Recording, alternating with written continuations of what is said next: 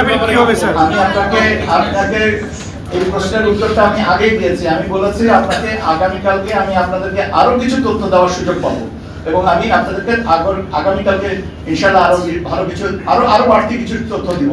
সে পর্যন্ত একটু অপেক্ষা করেন। না স্যার, এই বাড়তি তথ্যটা রোড ম্যাপ কিনা আপনি একটু বলেন। সব কথাই যদি আজকেই বলে দিই তাহলে কালকের জন্য গোপন রাখবেন। না স্যার, কালকে তো থাকবেই, কালকে তো রোড ম্যাপ প্রকাশ করবেন। স্যার রোড ম্যাপ দেবেন কিনা কালকে এটা একটু বলেন।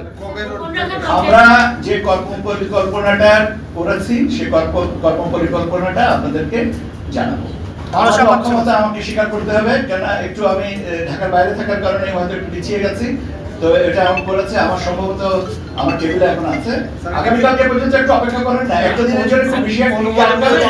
আমি তো আপনাদেরকে বলছি যে আগামীকালকে আমি আপনাদেরকে আরো অনেক কিছু বলার সুযোগ পাবো।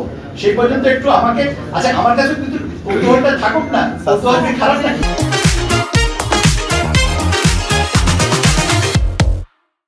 দিনে যে হাতাহাতি মারামারি হয়েছে স্যার, এই বিষয়ে সিসি সহ আপনারা ছিলেন, অনেকে বলতেছে আগামী নির্বাচনের যে এটা কি পরিস্থিতি হবে এখানে যদি এই পরিস্থিতিটা হয়। এটার ব্যাপারে আমার ব্যক্তিগতভাবে কোনো বা সামগ্রিকভাবে কোনো না, এটা অত্যন্ত অনাকাঙ্ক্ষিত, না হওয়াটাই বাঞ্ছনীয় ছিল এবং কাম্য ছিল।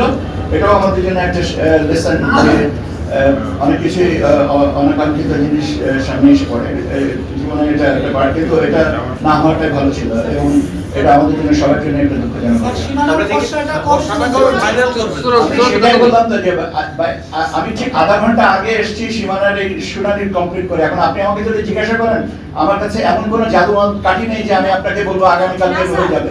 আমি আপনাদেরকে যথাসম্ভব শীঘ্রই এটাকে করবো, কারণ এটার সাথে অনেক কিছু সম্পর্কিত আছে।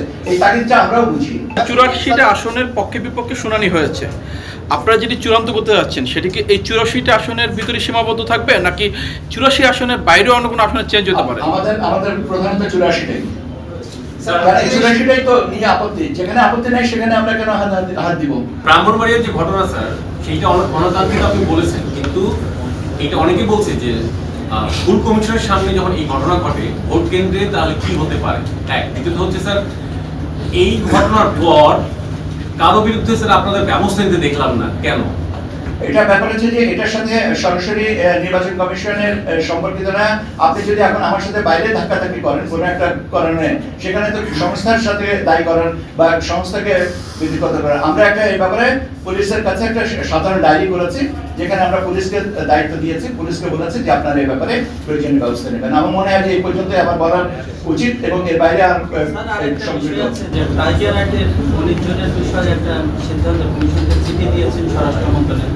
আর তাদের বিষয়টা ব্যবস্থা নেওয়ার জন্য আসলে আমরা কোন কাউকে, আমি এরকম একটা আমার কানের খবর এসেছে যে আমরা নাকি কাউকে পাসপোর্ট জব্দ করার কথা বলেছি। আসলে পাসপোর্ট জব্দ করার এখতিয়ার আমাদের নাই এবং আমরা এটা করিনি। ধন্যবাদ আপনাদেরকে।